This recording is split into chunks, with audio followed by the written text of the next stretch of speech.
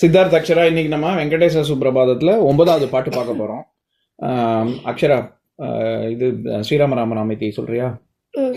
ஸ்ரீராம ராமே ராமேதி ராமே ராமே மனோரமே சஹஸ்ரநாம தத்துல்யம் ஸ்ரீராம ராமவராணனே. ஸ்ரீராம ராம ராமேதி ராமே ராமே மனோரமே சஹஸ்ரநாம தத்துல்யம் ஸ்ரீராம நாமவராணனே. ஸ்ரீராம ராம ராமேதி ராமே ராமே மனோரமே சஹஸ்ரநாம தத்துல்யம் ஸ்ரீராம நாமவராணனே. சரி சித்தார்த், நான் 9வது பாட்டு பார்க்கறதுக்கு நம்ம 8வது பாட்டு படிக்கிறேன், அதுக்கு நீ பொருள் சொல்லு. உன்மீல் யநேத்ர யுகமுத்தம பஞ்சரஸ்தாக பாத்ரா வசிஷ்ட கதலி ஃபலபாயசானி புக்த்வா சலீல மதகேலி சுக்காஹ் பட்டந்தி சேஷாத்ரிசேகர விபோதவ சுப்ரபாதம்.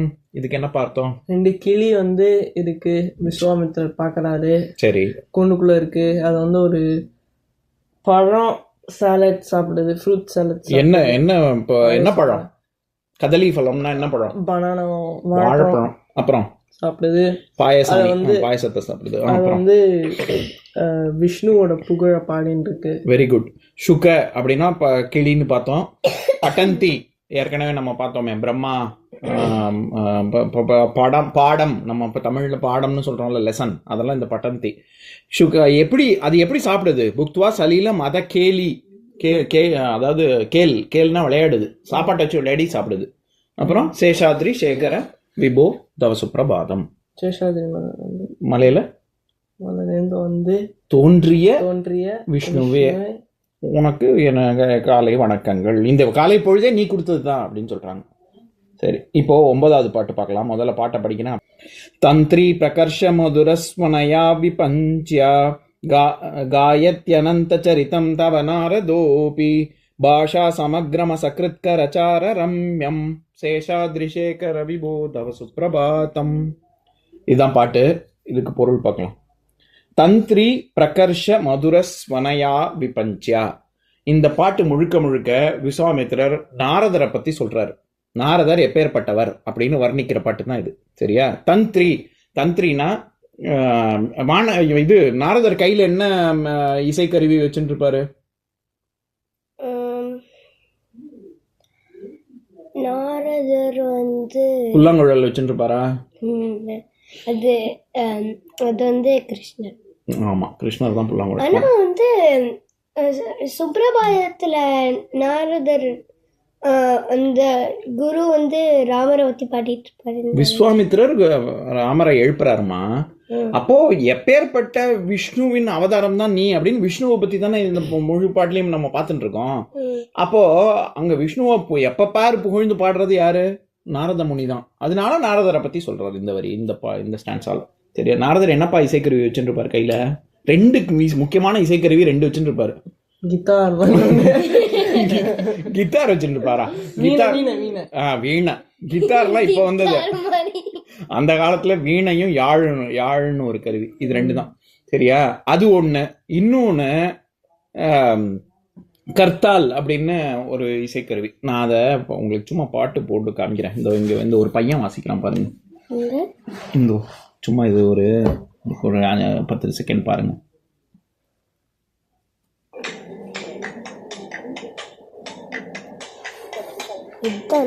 ஆமா,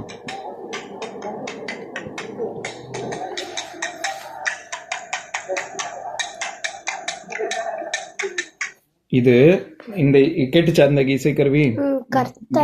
கர்த்தால்.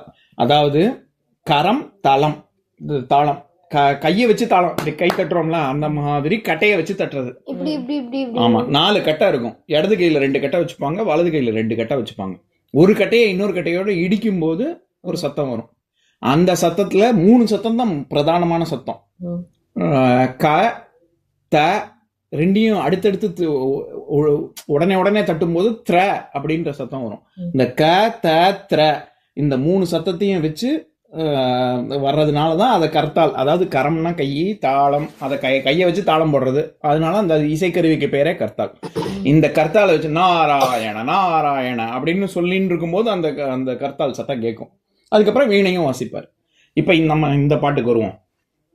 இந்த 2 கருவிகள் இங்கே அவர் தந்திரி அப்படின்னு சொல்றது வீணையோடைய கம்பியை சொல்றாரு. தந்திரினா வீணையோட கம்பி இருக்குல்ல, ஸ்ட்ரிங், அந்த கம்பிக்கு பேர் தந்திரி. வச்சுதான் இப்படி இப்படி மீட்டுறது, அதை மீட்டும் போது தான் சத்தம் வரும். ஆனா ஒரு சிப் மாதிரி இருக்கும், அதை வச்சு இப்படி இப்படி அது மீட்டி கையில அப்படி வச்சு இப்படி தட்டுவாங்களா கிட்டார்ல, அது என்ன பக்குன்னு சொல்லுவாங்களா, இப்படி இப்படி வச்சு இப்படி இப்படி அது என்னன்னு மறந்து பண்ணுவாங்க. போயிட்டேன். கையை வச்சு பண்ண மாட்டாங்க. கையை வச்சும் பண்ணுவாங்க. ஆனா அதை மீட்டியை வச்சு பண்ணா இன்னும் நல்லா ஷார்ப்பா இருக்கும் சத்தம். சரி, இப்ப பாட்டுக்கு வருவோம். தந்திரி பிரகர்ஷனா ரொம்ப ரொம்ப பிரமாதமா அப்படின்னு அர்த்தம். அந்த தந்திரி பிரகர்ஷ அவர் எப்படி வாசிக்கிறாராம் வீணை? மதுரமானது. மதுரமா இருக்குன்னா என்ன அர்த்தம்? அமோகமா இருக்கு. அமோகமாலாம் இல்ல, மதுரம்னா ரொம்ப காதுக்கு இனிமையா இருக்குன்னு அர்த்தம். மதுனா என்னது? தேன். அதுக்கு கல்லுன்னு இன்னொரு அர்த்தம் இருக்கு. இங்க வந்து எப்படி ஒரு தேன் சுவையா இருக்கோ அந்த மாதிரி காதுல வந்து தேன் பாயுது நீ பாடுறது அப்படின்னு சொல்லுவாங்களே, அந்த மாதிரி மதுரமா இருக்கு. ஸ்வனயா விபஞ்சியா. விபஞ்ச அதாவது விபஞ்ச அப்படின்னா வீணைன்னு அர்த்தம். விபஞ்சியா அப்படின்னா அந்த வீணையை வைத்து அவர் வந்து மதுரமான கீதம் இசைக்கிறார் அப்படின்னு, அதுதான் முதல் வரிக்கு அர்த்தம். தந்திரி பிரகர்ஷ மதுர ஸ்வனயா விபஞ்சியா அப்படின்னா வீணை அந்த கம்பிகளை வைத்து ரொம்ப காதுக்கு இனிமையான இசையை அவர் மீட்டுகிறார். ரெண்டாவது வரியில காயத்யனந்த சரிதம் தவ நாரதோபி. இந்த இடத்துல நாரதோபி அப்படிங்கிறது நாரத ஆபி அப்படிங்கிறது தான் சேர்த்து சொல்லும்போது நாரதோபி அப்படின்னு வருது. ஆபி அப்படின்னா இப்போ மரியாதைக்குரிய சித்தார்த் அவர்களே அப்படின்னு சொல்றோம்ல, அந்த அவர்களே அப்படின்னா ஒருத்தன் தானே இருக்கான், நம்ம அவர்கள்னு நிறைய பேர்ல சொல்றோம். கல்வி வெரி குட்.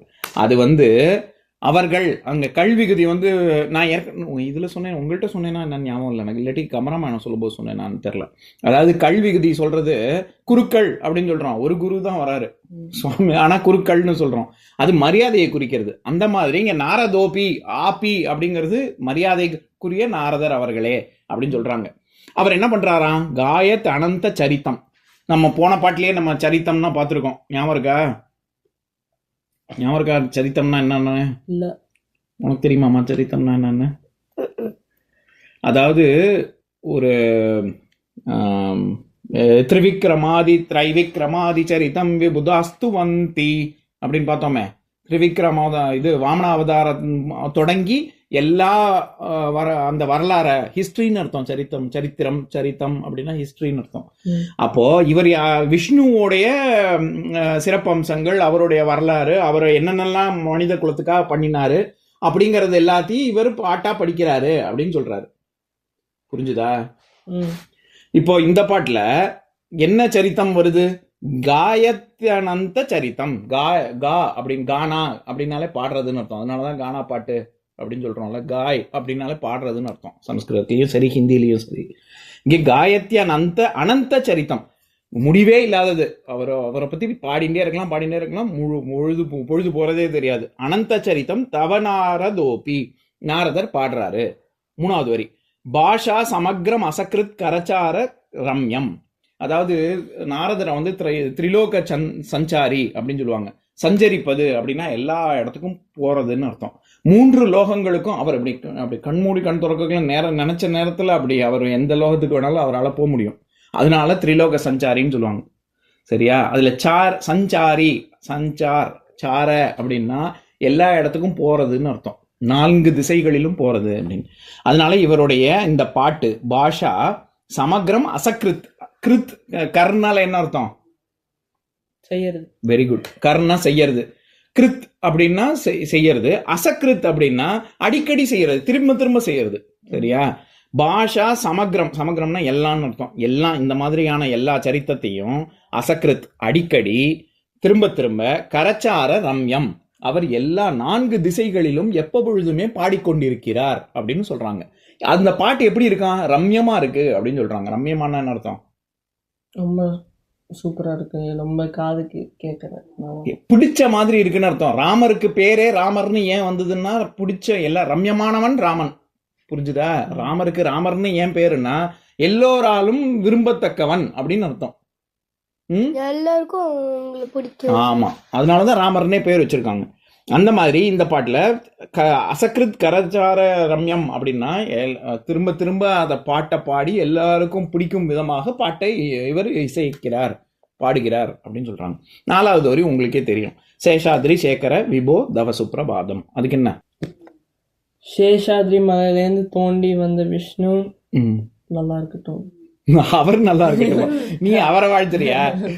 அவருடைய இந்த காலை பொழுது அவர் கொடுத்தது அப்படின்னு அவருக்கு நமக்கு வணக்கம் சொல்றோம், அவரை வாழ்த்தல நம்ம. சரியா? சரி, இப்ப நான் பாட்டை படிக்கிறேன், என் கூட சேர்ந்து சொல்லுங்க.